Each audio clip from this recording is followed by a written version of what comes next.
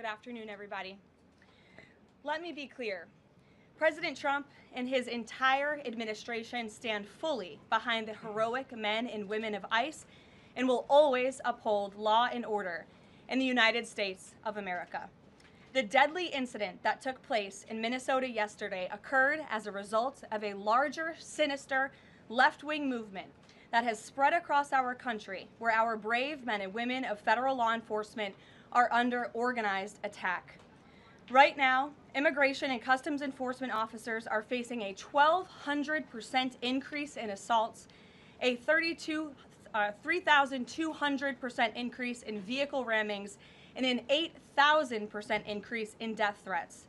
ICE agents are faithfully enforcing federal law to protect the safety of the American people by removing criminal illegal aliens from our country, which is exactly what nearly 80 million Americans elected President Trump and Vice President J.D. Vance to do. Radicals in the Democrat Party are furious over this. They don't want our border secured or criminal illegal aliens being removed. As a result, Democrats are impeding immigration enforcement operations daily, creating extremely heightened and dangerous circumstances that make it nearly impossible for the men and women of law enforcement to simply do their jobs. Democrats are calling to defund federal law enforcement agencies who are protecting public safety. And Democrats are calling to abolish ICE and defund the police. That will never be allowed to happen under this president and vice president.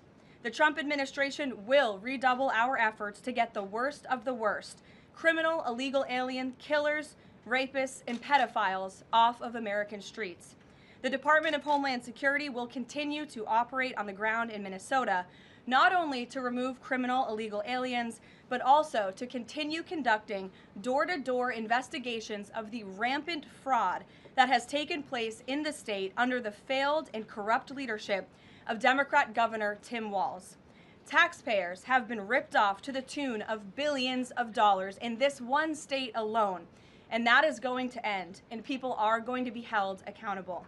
The Trump administration has activated thousands of federal agents, doubled the number of U.S. attorneys in the DOJ office in Minneapolis, and surged resources to hold fraudsters accountable and demand justice for law-abiding American taxpayers and citizens across our country. And that's what brings the Vice President out here with me today to discuss all the Trump administration is doing and to make an additional important announcement on this front. So please, Mr. Vice President, will be joining us now. Thank you, Carolyn. Thank you. Great. Well, good afternoon, everybody. And I want to echo some of what Carolyn said about what we're doing to combat the rampant fraud that exists in our immigration system, thanks to failed politicians and thanks to people who allowed the American taxpayer to be taken advantage of for far too long. I think it's important to understand why this matters to the American people. I am a father of 3 young kids, a lot of people in my generation. What is that going on there? Is that normal? Okay. CNN installed this broken camera just to throw me off my game, but it's not going to work. So here's the simple fact here. If you're a young parent struggling to afford childcare in the United States of America, there are programs that we have to make it easier for your kids to get in daycare, for your kids to get in preschool. Those programs should go to American citizens, not be defrauded by Somali immigrants and others. Make it hard for you to get the access to the resources you need. But number 2, making it easier for people who shouldn't even be in this country to fleece the United States and our taxpayers to begin with. We have actually activated a major interagency task force to make it possible to get to the heart of this fraud. We have Department of Agriculture resources that are focused on SNAP fraud so that people who need food benefits can get them, but illegal aliens and other fraudsters don't.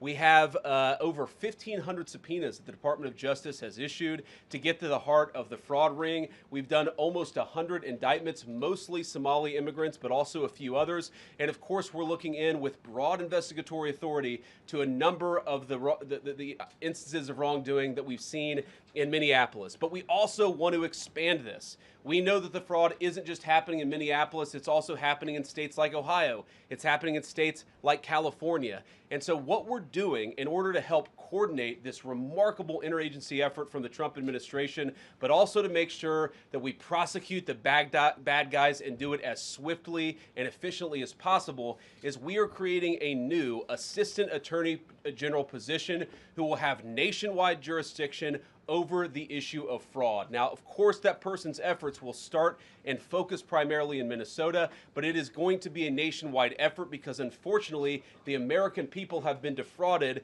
in a very nationwide way.